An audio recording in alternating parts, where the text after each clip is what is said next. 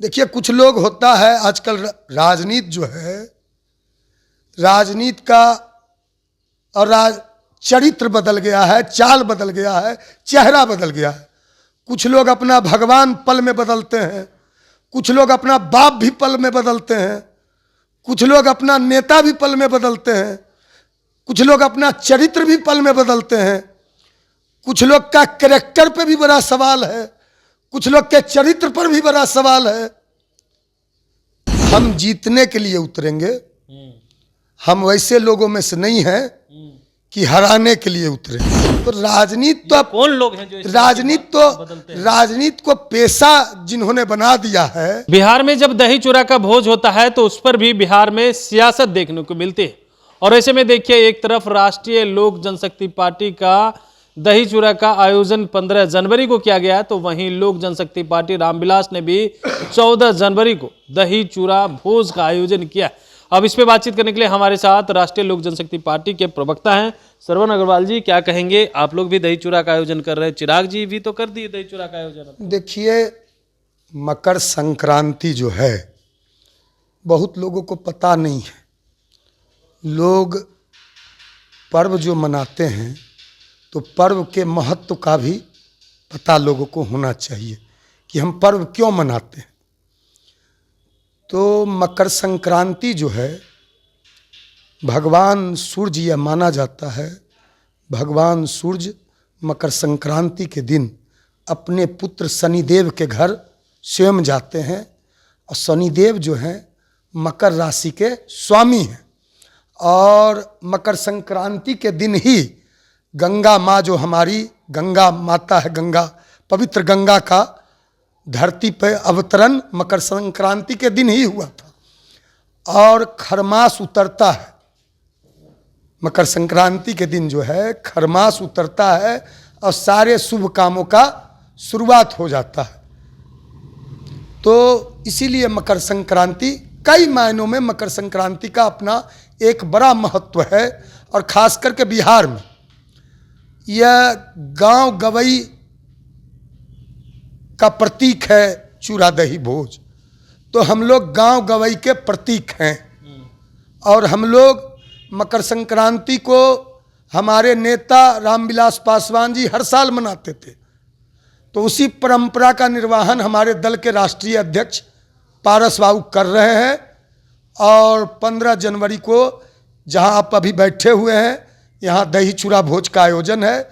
सारे लोगों को बुलाया गया है और खरमास उतरेगा। पार्टी के सभी कार्यकर्ता और नेता खरमास के बाद नए संकल्प के साथ, 2025 आ गया है, चुनावी वर्ष है, संकल्प के साथ बिहार के गांव में, गांव की ओर संकल्प के साथ। अब हमने कहा ना, हम लोग राजनीतिक दल हैं, राजनीतिक पार्टी है। और 2025 का विधानसभा चुनाव है। तो 25 का जो चुनाव है उसको फतह करने के संकल्प के साथ हम लोग खरमास के बाद, खरमास उतरेगा, शुभ कामों की शुरुआत होगी। शुभ काम का मतलब यह है, अर्थात यह है कि राष्ट्रीय लोक जनशक्ति पार्टी पूरी मजबूती से विधानसभा के चुनाव की तैयारी में लग जाएगी। तो फतह करने की बात करें तो किसको हराने के लिए उतरिएगा आप लोग, एनडीए को या महागठबंधन को? हम जीतने के लिए उतरेंगे। हम वैसे लोगों में से नहीं हैं कि हराने के लिए उतरे। हम लोग हराने में नहीं, जीतने में विश्वास करते हैं। तो हम लोग जो 2020 में चुनाव लड़े थे, उम्मीदवार उतारे थे, वह जनता दल यू को हराने के लिए उतारे थे। वह खुद अपने जीतने के लिए नहीं उतारे थे। तो अपने सभी 130-35 उम्मीदवार को हराने के लिए उन्होंने 2020 में चुनाव लड़ा था विधानसभा का। किसकी बात? और लोकसभा चुनाव में जब बारी आई तो उसको तो लोकसभा चुनाव ही अकेले लड़ना चाहिए था। जब तुमने पूरे पार्टी के नेताओं के राय को नजरअंदाज करते हुए, दरकिनार करते हुए, सारी पार्टी की भावना को तुमने अकेले चुनाव लड़ा 2020 में, चुनाव हराने के लिए जनता दल यू को, नीतीश कुमार को। और 2024 में जब खुद के जीतने की बारी आई, लोकसभा जाने की बारी आई, तो गठबंधन में चला गया। तो निश्चित रूप से हम हराने में विश्वास नहीं रखते हैं, किसी को हराने के लिए नहीं, हम अपना जंग जीतने के लिए नए संकल्प के साथ खरमास के बाद उतरेंगे बिहार में, और पूरी मजबूती से उतरेंगे। पूरी मजबूती से उतरेंगे। क्या चिराग के खिलाफ ही आपके कैंडिडेट होंगे या एनडीए या महागठबंधन के खिलाफ कैंडिडेट होंगे आपके? आप जिस व्यक्ति का नाम ले रहे हैं वह व्यक्ति का हम लोग कोई महत्व ही नहीं है।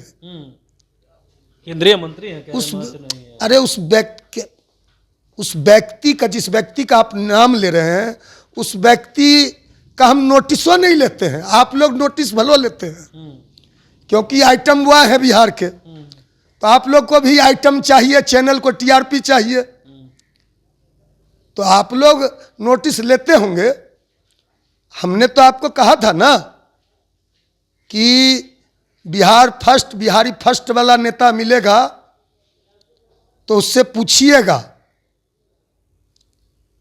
कि तुम जब विधानसभा मार्च कर रहे थे पटना में नीतीश कुमार जी के खिलाफ आज से 2 साल पहले, तो किस तरह नीतीश कुमार की पुलिस ने, पटना पुलिस ने तुमको पीटा था। उस समय एक महिला एसपी थी, आप लोगों ने देखा किस तरह से जिस व्यक्ति के नाम ले रहे हैं उसके साथ तू में झंझट भी हुआ था। तो हमने कहा था उस व्यक्ति जब आएगा एयरपोर्ट पे, अमेरिका से लौटेगा तो अमेरिका से विदेशी झंडू बाम लेके आएगा, विदेशी सुरमा लेके आएगा। अमेरिका के सैर कर रहा था विदेश का, तो पूछिएगा कि बिहार में पटना में छात्रों को जब पीटा जा रहा था, छात्रों पर लाठी से प्रहार किया जा रहा था, छात्रों को पटना पुलिस के बूटों से रौंदा जा रहा था, 1 महीना से होने को चले हैं, बिहार के छात्र अभी तक अनशन पे बैठे हुए हैं, आज तक गर्दनी बाग में संघर्ष कर रहे हैं। कई राजनीतिक दलों के लोगों ने समर्थन दिया, हमने भी समर्थन दिया। हम लोगों ने पूरी मजबूती से छात्रों की आवाज़ को बुलंद किया। तो सुरमा वाले नेता से पूछिएगा, झंडू बाम वाले नेता से, कि तुम खामोश क्यों थे? छात्रों के सवाल पर, 5 लाख छात्रों के भविष्य के सवाल पर तुम्हारा जवान क्यों नहीं खुला? केवल ट्वीट कर देने से नहीं होता है, तो उससे आप पूछिएगा। वह तो भाग खड़ा हुआ, तो उस व्यक्ति का हम लोग कोई नोटिस नहीं लेते। नीतीश कुमार को वो नेता मानते हैं अब तो? देखिए, कुछ लोग होता है आजकल राजनीति जो है, राजनीति का और चरित्र बदल गया है, चाल बदल गया है, चेहरा बदल गया है। कुछ लोग अपना भगवान पल में बदलते हैं, कुछ लोग अपना बाप भी पल में बदलते हैं, कुछ लोग अपना नेता भी पल में बदलते हैं, कुछ लोग अपना चरित्र भी पल में बदलते हैं, कुछ लोग का कैरेक्टर पे भी बड़ा सवाल है, कुछ लोग के चरित्र पर भी बड़ा सवाल है। तो राजनीति तो कौन लोग हैं जो राजनीति को पेशा जिन्होंने बना दिया है, राजनीति को जिसने धंधा बना दिया है, राजनीति को जिन लोगों ने व्यापार बना दिया है, राजनीति में जिन लोगों ने टिकट बेचने का, आपने देखा होगा एक पार्टी के नेता ने उसको कहता है कि 100% स्ट्राइक रेट। अरुण बाबू का टिकट काट दिया। अरुण बाबू बिहार के बड़े नेता, समाजवादी नेता, रेणु कुशवाहा जी का टिकट काट दिया। रेणु कुशवाहा जी ने कहा, अरुण बाबू ने कहा कि वह व्यक्ति हमको कहता था कि हमारे पिता के निधन के बाद पिता के रूप में आप ही सहारा है और आप हमारे नेता हैं। उस व्यक्ति को भरोसे में रखा, अरुण बाबू को यूज किया, अरुण बाबू के ताकत को यूज किया, रेणु कुशवाहा जी के ताकत को यूज किया, और रामविलास पासवान जी का बताता है अपने आप को वारिस, और एक व्यापारी है, कहता है कि मेरा भाई है, उससे शकल मिलता है।